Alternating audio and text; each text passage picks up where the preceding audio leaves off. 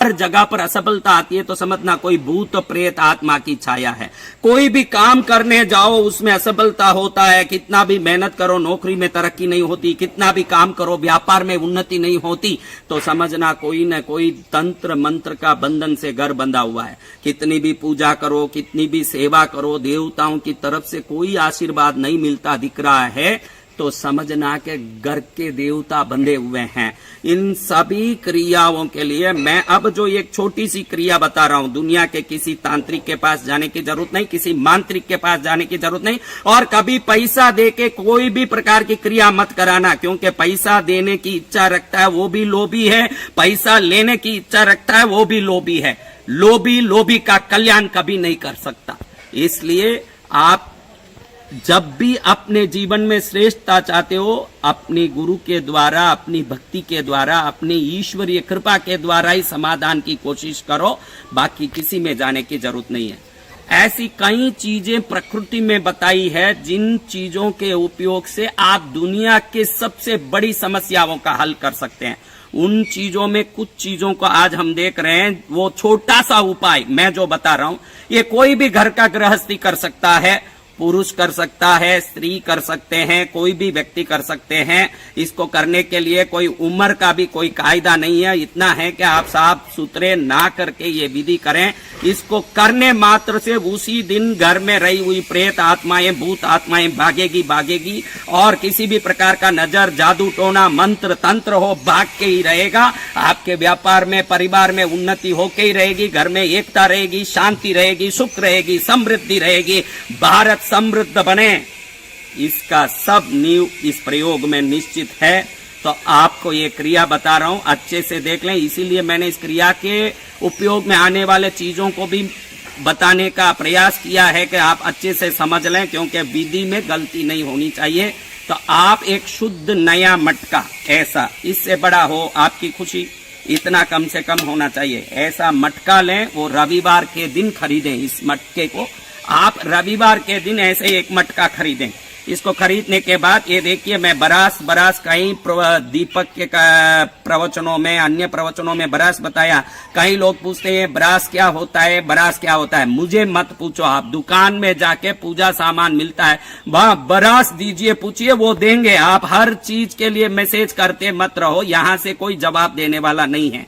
आप बढ़िया से दुकान में, पूजा दुकान में जाइए और जाकर के बरास कपूर मांगिए, क्योंकि कपूर जो आजकल आता है ये 100% केमिकल आता है। और ये केमिकल वाला कपूर जब आप जलाओगे तो उसका केमिकल निकल करके वातावरण में जो प्रभाव करना चाहिए वो कभी नहीं करता। इसलिए घर में आरती वगैरह में भी कपूर जलाते हो तो ये बरास कपूर ही लाके जलाइए। सादा कपूर तो मात्र केमिकल का डला है और कुछ नहीं है। आप दुकानों में, पूजा दुकान में बरास पूछ के देखिए, वो 100% देंगे। भरपूर थोड़ा सा बरास ले लीजिए, नीचे डाल दीजिए।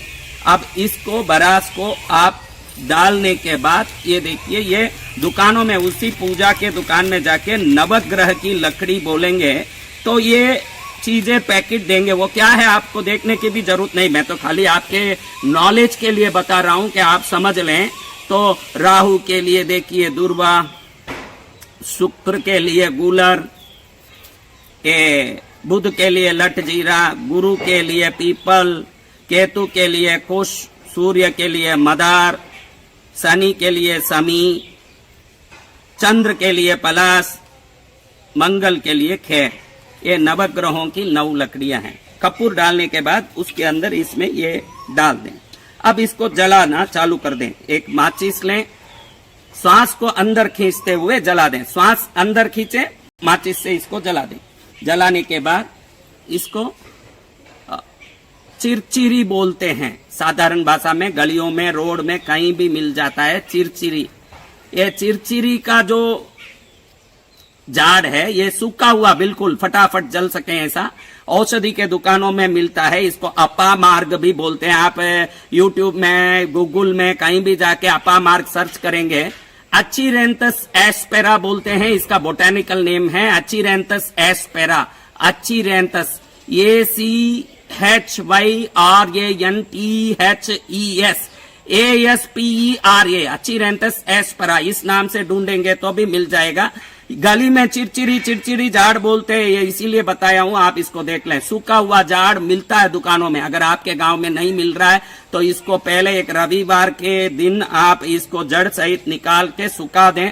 अच्छा 10-15 दिन अच्छे से इतना सूखने दें कि ये जले, तब ये पूरी तरह जले, अंदर से कोई धुआं न निकले, काला अच्छा सूख गया हो इतना सुखा दें। फिर इसको आप तोड़ मरोड़ करके इसमें अंदर डालें। जब जलाने के बाद, ये लकड़ियां जला दिया, जलाने के बाद इसको डालें। और इस मटके को जलाने के पहले आपको अपने घर के हाल के बीचों बीच रखना है, ताकि इसमें से निकलने वाली धुआं और तरंगें पूरे घर में जानी चाहिए ऐसे। फिर इस चिरचिरे को डालने के बाद आपने पहले क्या किया, मैं अच्छे से आपको बताया। पहले आपने थोड़ा ये बरास डाल दिया, भरपूर डाला, ताकि अच्छे से सब चीज जल सके, कोई कच्ची न रह जाए। जो चीज अंदर डाल रहे हैं वो पूरी की पूरी जलनी चाहिए, इतना कपूर डालना पड़ेगा।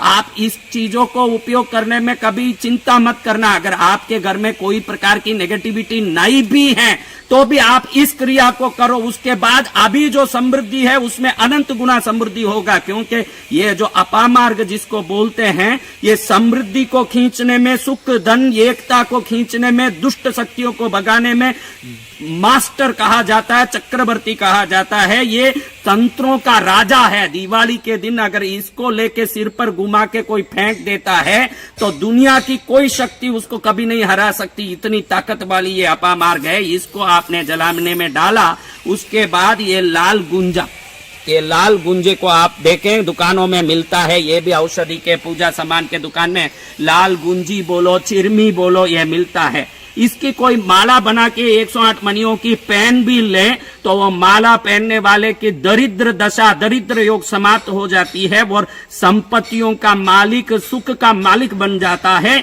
ऐसा एक चिरमियों का ये दिव्य लाल गुंजा आप लेकर के वो जलते हुए अपामार्ग के ऊपर डाल दें। इसको भी अच्छे से जलाएं। अगर आपको लगे कि कपूर कम पड़ गया, सही नहीं जला, तो आप ऊपर से भी कपूर डाल के वापस जला सकते हैं, लेकिन अंदर वाला मसाला बिल्कुल जल जाना चाहिए। जब ये धुआं निकलेगा, ये तरंग निकलेगा, कपूर के ऊपर नवग्रह की लकड़ियां, इस लकड़ी के ऊपर ये चिरचिरा यानी अपामार्ग का झाड़ सूखा हुआ बिल्कुल एकदम, और उसके ऊपर ये लाल गुंजा, चिरमी लाल गुंजा, इसको जलाने के बाद ये धुआं घर में पूरी रात जाने दीजिए। रात भर उसको वहीं रहने दीजिए इस मटके को, ताकि वो तरंग पूरा घर के हर कोने में, बेडरूम में, बाथरूम में, डाइनिंग रूम में, हर जगह पहुंचे, हर दिशा में पहुंचे। ये होने के बाद उस मटके को अगले दिन निकाल के इस भस्म को घर के बाहर आपके दीवार पर चारों तरफ, इसको चारों तरफ ये भस्म को डाल दें और इस मटके को ले जाके पानी में विसर्जित कर दें। इस क्रिया को हर रविवार को 5 बार करें या 1 बार करें, या 1 ही बार करें तो भी कैसा भी भयानक शैतान भूत हो किसी घर में वो भी निकलेगा, किसी भी प्रकार का डोरा टोटका टोना हो वो भी निकलेगा, किसी प्रकार का नजर जादू हो वो भी निकलेगा, वास्तु दोष हो तो वो भी निकलेगा।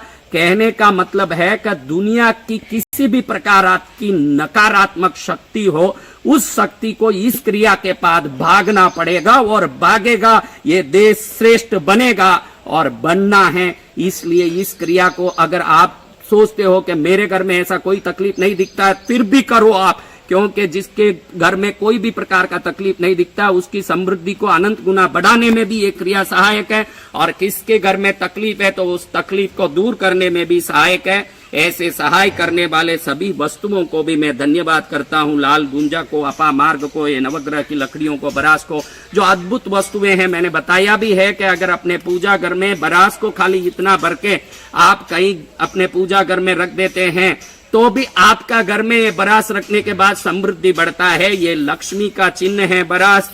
ये नवग्रह की लकड़ियां एक एक लकड़ी में, दूर्वा में, कुश में, समी में, मदार में, पलाश में, ये सभी लकड़ियों में एक एक प्रकार की ऐसी तरंगे हैं, वाइब्रेशन है, जो विभिन्न शक्तियों को आकर्षित करके दुष्ट शक्तियों को भगाती है। इस दिव्य वस्तु को, अपामार्ग को, लाल गुंजा को डाल के जला के पूरे घर को पवित्र करें, सौभाग्यमय करें, सर्वोत्तम करें, सर्वश्रेष्ठ करें और जीवन को सफल करें। आपका यही मंगलकारी विधान जीवन को सर्वोत्तम बनाने वाला बने, यही मंगल कामना करते हुए आप एवं आपका प्यारा परिवार स्वस्थ, सुरक्षित, सुखी एवं समृद्ध रहें।